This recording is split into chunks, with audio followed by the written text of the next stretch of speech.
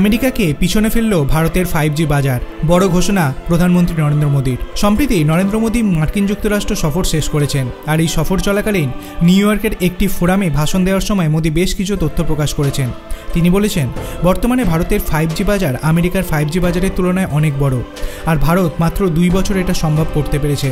এই প্রসঙ্গে জানিয়ে রাখি, ভারতে 5G চালু হয়েছিল 1 অক্টোবর 2022 সালে ইন্ডিয়ান মোবাইল কংগ্রেসে, আর এর এক সপ্তাহ পরেই বাণিজ্যিকভাবে দেশের একাধিক এলাকায় 5G রোল আউট শুরু হয়ে যায়।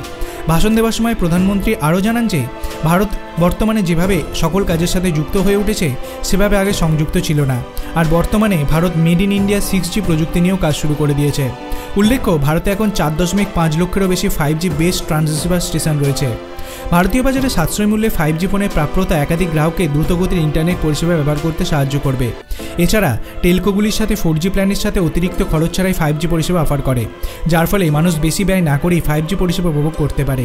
তাই স্বাভাবিকভাবেই এই সকল কারণে ভারতে 5G এর ব্যবহার দিন দিন বেড়েই চলেছে।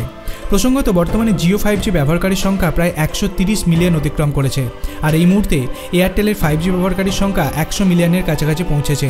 এদিকে ভোডাফোন আইডিয়া 2025 অর্থবর্ষের শেষ প্রান্তিকে 5G লঞ্চ করতে চাইছে।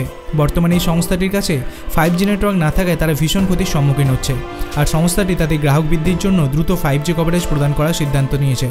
এছাড়া BSNL দেশ জুড়ে তাদের 4G পরিষেবা পৌঁছে দেওয়ার জন্য উঠে পড়ে লেগেছে, আর এই রাষ্ট্রীয় সংস্থাটি দাবি করেছে যে তাদের 4G পরিষেবা 5Gতে আপগ্রেডযোগ্য, অর্থাৎ একবার 4G পরিষেবা চালু করে দেওয়ার পর সহজেই তাদের নেটওয়ার্ক 5Gতে আপগ্রেড করবে। আপনার কি মনে হয়, ভারত কি পারবে আগামী দিনে 6G টেকনোলজিতে কিং হয়ে ওঠার? আপনার অভিমত আপনি কমেন্ট সেকশনে জানাতে পারেন। ভিডিওটি ভালো লাগলে লাইক করবেন, চ্যানেলটিকে সাবস্ক্রাইব করতে ভুলবেন না। ধন্যবাদ।